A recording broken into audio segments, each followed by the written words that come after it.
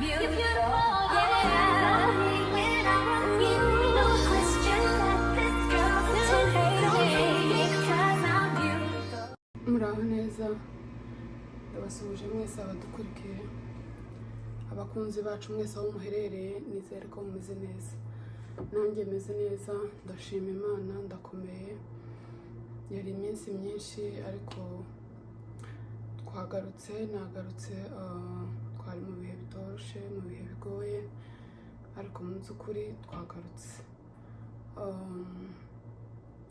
Ndabaramukije mwese aho muherereye, ni benshi n'ukuri, nabonye urukundo rwanyu cyane cyane mbere kuri The Beauty TV show, The Beauty Aline and Queen.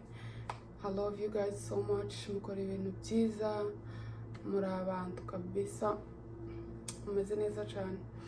Rero mu magambo makeya ndamukije abantu bose, hari abagiye banyandikira inbox, hari abagiye bampamagara, ndashimira Gentil TV show, mugende munakore subscribe, murebe ibiganiro byiwe. You are my best friend I see from day one. Nukuri ndakushimiye kandi naragushimiye cyane, kuko iyo ukorana n'umuntu cyangwa se iyo ubana n'umuntu buri gihe nyine musa n'abakora ibintu bimwe, agahora kwibutsa gukora, abakeneye gutera imbere kimwe nuko nawe ari gukora. So ndagushimiye Gentil ku byo wakoze, kuko umuhate wawe wa buri munsi Imana iguha umugisha.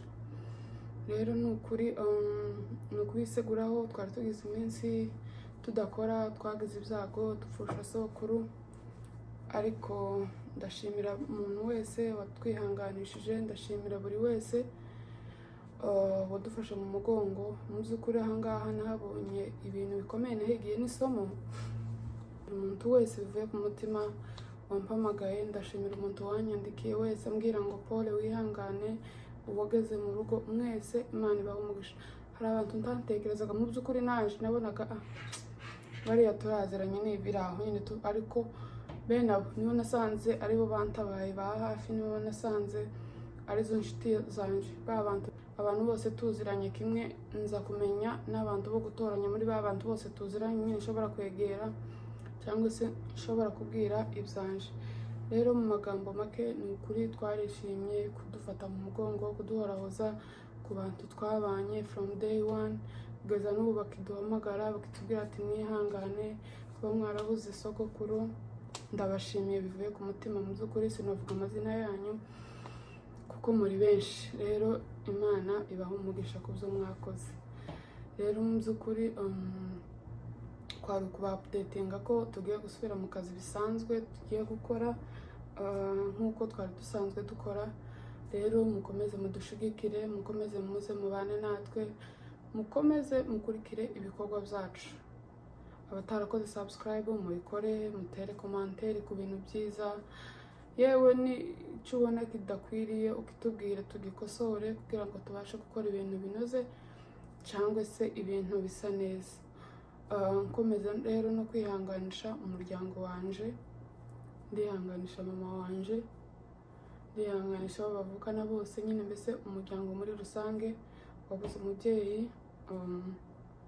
Turahatandukanye twese, hari abari hano muri Amerika, hari abari mu Buraya, hari abari muri Kenya, hari abari mu Rwanda, hari abari muri Congo ku ivuko, ku isambu, mbese mu bihugu byose aho mufite inshuti, aho mufite abavandimwe bakomoka kuri sogokuru cyangwa se bavukana nawe, mwese ndabihanganishije ngo mugere kwihangana. Mu by'ukuri ni ibihe bitari byoroshye, ni ibihe bigoye kubura uwawe, bamwe tutanagezeyo kugira ngo tumushingure mu cyubahiro, ariko kandi ndizera neza ko abagiye baraduserukiye, abagiye bakoze ibyo bakagombye gukora, ndetse n'ibyo twari gukora barabikoze. Rero umuntu wese wahabaye ndamushimiye cyane.